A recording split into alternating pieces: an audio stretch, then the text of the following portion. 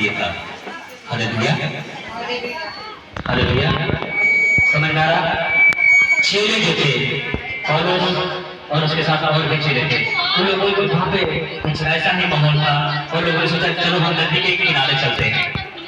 पास में नदी थी, हालेलुया, और बोले हम नदी के किनारे चलते हैं और वहाँ पर क्या करेंगे? प्रार्थना करेंगे, शांत माहौल रहेगा, वहाँ पर प्रार्थना करेंगे। और जब वो नदी के किनारे गए, हालेलुया, हालेलुया,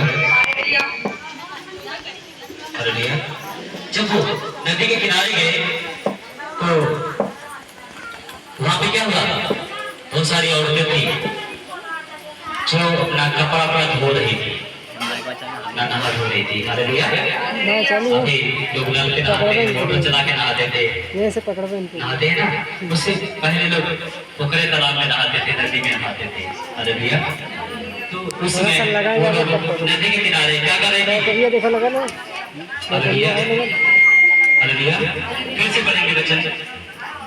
तेरा सप्त के दिन हम नगर के फाटक के बाहर नदी के किनारे यह समझ कर गए कि वहाँ प्रार्थना करने का स्थान होगा और बैठकर उन स्त्रियों से जो इकट्ठी हुई थी बातें करने लगे। Hallelujah, hallelujah. हम लोग सोच रहे थे नदी के किनारे प्रार्थना करने का स्थान होगा, शांत माहौल होगा, वहाँ पर प्रभु से प्रार्थना करेंगे। लेकिन प्रभु का प्लान कुछ और था। प्रभु का प्लान था उन औरतों को सुसमाचार सुनाना। और जब ये लोग गए थे कि औरतें कपड़ा धो रही है, तो लोगों ने सोचा चलो हम इनको प्रभु के बारे में बताते हैं, कुछ बातचीत करते हैं। और उन लोगों ने उनसे बातचीत करने लगे जो वहाँ पर कपड़ा धो रही थी। हालेलुया। और आगे देखते हैं, लुदिया नामक थुआतीरा नगर की व्यंजनी कपड़े बेचने वाली एक भक्त स्त्री सुन रही थी।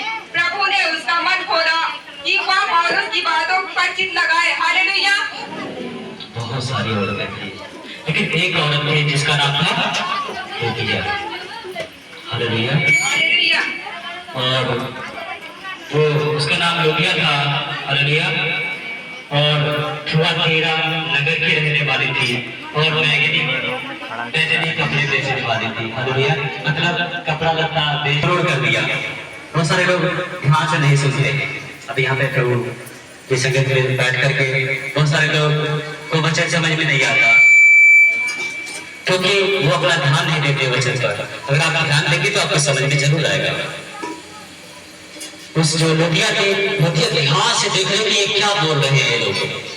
हालेलुया। और बड़ी गहराई से पूरे मन से सोच रही है कि बातों को सुन रही है। और क्या हुआ लिखा है, जब वो सुनने लगी तो जो कि क्या हुआ, प्रभु ने उसका मन खोल दिया, पूरा मन खुल गया उसका। हालेलुया। इंसान का मन बंद रहता है लेकिन धीरे धीरे खुलता है। जैसे वो प्रभु में ध्यान लगाता है वैसे उसका मन खुलता चला जाता है। और उसका मन प्रभु ने खोल दिया ताकि वो और समझने लगे। और क्या होता है, जब उसने अपने घर आने समेत बपतिस्मा लिया तो उसने हमसे विनती की, यदि कि तुम मुझे प्रभु की विश्वसनीय समझते हो तो चलकर मेरे घर में रहो। और सबको बपतिस्मा दिलवाऊंगा। चलो सब लोग अपने घर वालों को दिलवा सकते हैं। इतना कॉन्फिडेंस, हालेलुया, एक बड़ा विश्वास होता है। उसने विश्वास किया और अपने घर ले गई। हालेलुया। पूरा घर समझ बपतिस्मा भी ले दिया। हालेलुया। और बहुत लोगों से रिक्वेस्ट किया कि कुछ दिन हमारे यहाँ रहो, और वो चेले कुछ दिन उठ के आ रहे और भी प्रभु के बारे में उनको समझाया। हालेलुया।